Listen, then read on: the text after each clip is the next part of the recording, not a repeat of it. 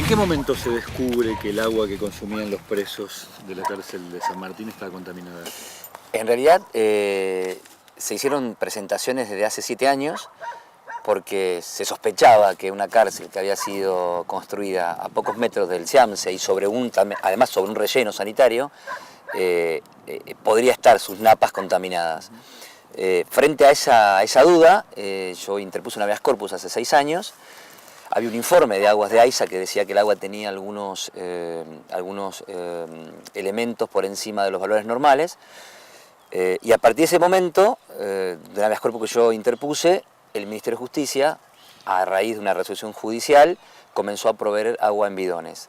Lo cierto es que de ese momento, del 2007 hasta octubre del 2012, desde el Ministerio de Justicia de la provincia, se sostuvo que el agua subterránea sobre la que estaban las 3 unidades, en realidad no estaba contaminada y que el gasto que se hacía con los bidones era un gasto innecesario y superfluo.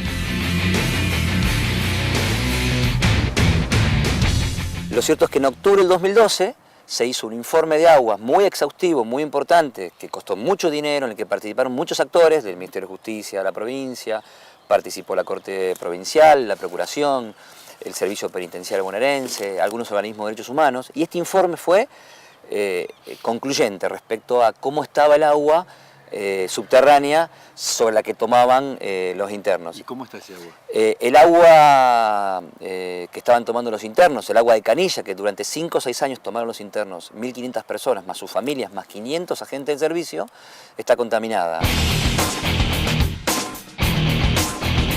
Antes de haber decidido dónde hacer la unidad, había que haber hecho los informes de impacto ambiental, había que haber tomado agua subterránea y verificar el estado de las aguas. Todo esto no se hizo. Durante estos 6 años no solo sostuvieron desde el Ministerio de Justicia que el agua era apta para consumo, sino que lo presentaron informes falsos a los juzgados. ¿Sí? ¿Cómo se presenta un informe falso a un juzgado desde el Estado? El propio Ministerio de Justicia de la provincia venía, tomaba muestras, los mandaba a un laboratorio. El laboratorio concluía que ese agua que en octubre del 2012 se demostró que estaba contaminada, terriblemente contaminada, estos laboratorios decían que el agua era para consumo. El Ministerio de Justicia presentaba estos informes a los juzgados para demostrar que en realidad la denuncia que yo había interpuesto en su momento era falsa.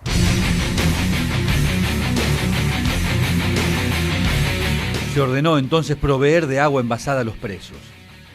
Se cumplió a veces. Y los presos siguen condenados. ¿Hoy le están proveyendo agua envasada a los internos de este penal, no? No, durante 6 años se hizo, nunca se cumplió en debida forma.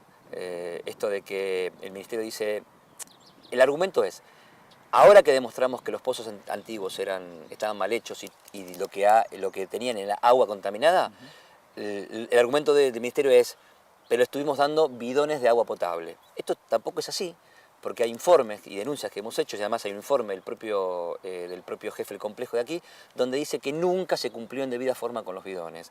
Por lo tanto, los internos que tenían que tomar agua en bidones durante estos años, el Ministerio tampoco cumplió en debida forma con esto. ¿Nunca dejaron de tomar algo de agua contaminada? Nunca, jamás.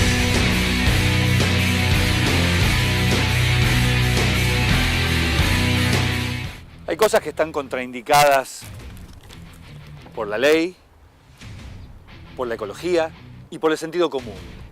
Una de ellas dice que no se puede instalar ninguna actividad humana sobre un relleno sanitario. Sin embargo, tenemos una cárcel en la cual hay 1.500 presos que está precisamente puesta sobre un viejo relleno sanitario. Las consecuencias las pagan esos internos con la contaminación del agua.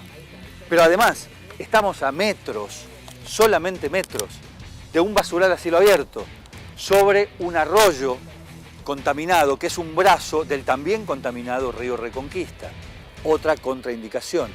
Y además, a no más de 500 metros, del otro lado del Camino del Buen Aire, barrios muy precarios, muy humildes, que viven también sobre la contaminación provocada por los rellenos sanitarios y que también toman el agua claramente contaminada que comparten dramáticamente con los presos de este penal.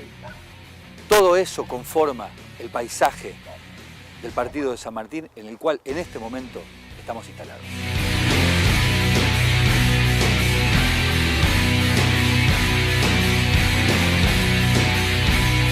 ¿Qué consecuencias visibles ha tenido esto sobre la calidad de vida de los internos o de sus familias? Primero, problemas en la piel. Todos los internos tienen forúnculos y tienen problemas terribles en la piel. Enfermedades vinculadas al aparato digestivo, diarreas constantes, colitis, fiebre. El nitrato es abortivo en el caso de mujeres embarazadas. Hay 3 casos de mujeres que han...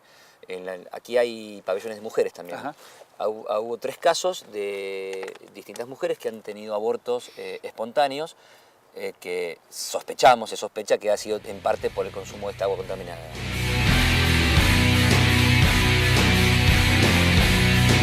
Esta gente, el día que tenga la suerte de salir en libertad, se lleva un regalo. Exactamente. En su propio cuerpo, producto de haber pasado los años que pasó aquí adentro. Y lo peor de todo es que a menos de 2000 metros pasa la red de suministro de agua ¿Agua corriente? Agua corriente, exactamente.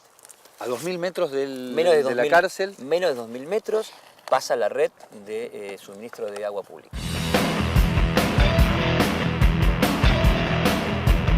Pero la contaminación no elige sus víctimas.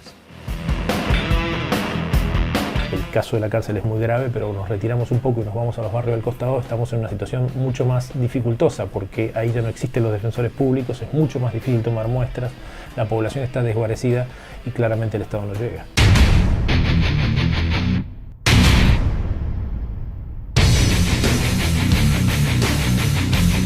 Estamos a, ¿cuánto hay? 500 metros de un barrio muy humilde, muy precario.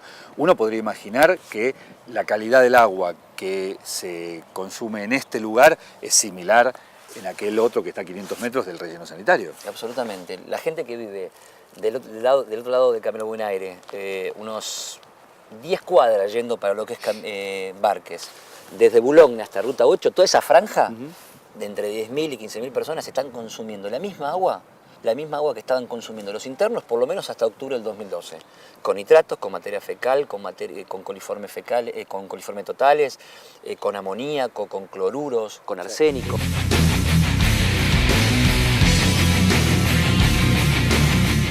Si la cárcel está sobre un ex relleno sanitario, el agua, que tiene esa inveterada costumbre de recorrer el subsuelo según la topografía del terreno, alcanza a otras víctimas, en este caso, presas de la pobreza. Seguimos viviendo sobre una bomba. Es un asco el barrio. Los barrios aledaños al SEAM se conviven insólitamente con basurales a cielo abierto y con el agua de pésima calidad. Acá nosotros tenemos contaminado el suelo y el aire. La napa está muy alta. Las napas están muy La altas. gente con la perforación llega hasta ahí nada más. Hasta ahí. Y ese agua y hay está... gente, no, y esa agua está recontra contaminada, por supuesto que sí. Si tenemos a la población que vive próxima al relleno sanitario, próxima a la cárcel, que siempre ha sospechado, o hemos todos sospechado que el agua no está en condiciones, que las condiciones de vida por supuesto no son las más adecuadas, pero que en este caso tenemos una confirmación de que los que están un poquito más cerca y donde se ha tenido que tomar muestras, el estado del agua es deplorable. Este es el caño que está dándole agua hoy a los vecinos. ¿Verdad? ¿No es esto? Mire, apenita sale. Tuvimos que comprar purificador para poder tomar el agua. Y sí, pero no podemos purificar si no hay agua en la cocina. Ahora nos llega el Es agua a lo la mismo cocina y otra nos vez. mandan la purificadora, estamos tomando Sí. esta agua sucia.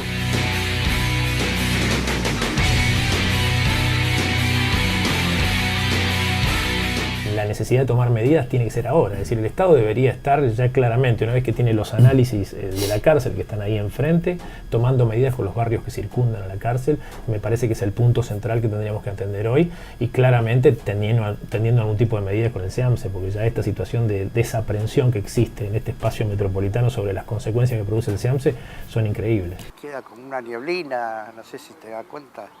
Sí, sí, hay como una bruma permanente Como que una tiene que ver bruma permanente con ese que es humo. el gas de la basura. Así es.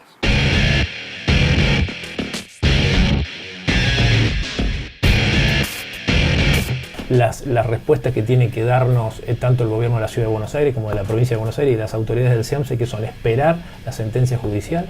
Yo creo que acá hay una alarma muy fuerte, una luz roja grande que se enciende y hay que tomar alguna medida en consecuencia.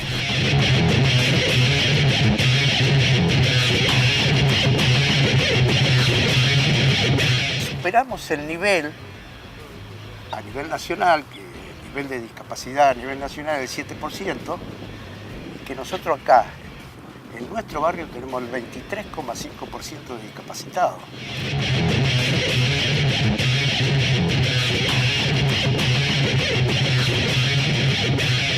Tienen los oretes, tenemos que lavar con escoba, todo, y yo por acá en el agua. Son pocos los que cuentan con agua corriente y casi ninguno con cloaca. Unos y otros, de un lado y del otro de los muros, están condenados por la contaminación.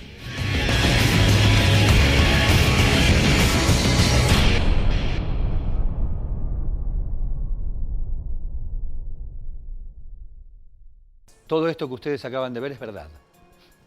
Parece mentira, pero es verdad. Hay una zona a pocos kilómetros del centro de la ciudad de Buenos Aires, a casi nada del centro del partido de San Martín, en donde se ha construido arriba de un relleno sanitario, en donde se ha permitido que se poblara de barrios carenciados una zona en donde el agua no es en absoluto potable. No hay nada menos recomendable que estar sobre un relleno sanitario. Y más, los rellenos sanitarios del SEAMSE, que como se sabe, a lo largo de los años tuvieron que ser cerrados por la contaminación que provocaron en el suelo, en el aire y en el agua. Esta es un capítulo más del castigo que propone la contaminación. Este programa se llama Contaminación Cero. Gracias por haber estado ahí. Para ser felices solo necesitamos respirar el aire puro, pero el aire está contaminado. Para ser felices solo necesitamos alimentarnos con comida natural, pero nos dan alimentos sintéticos.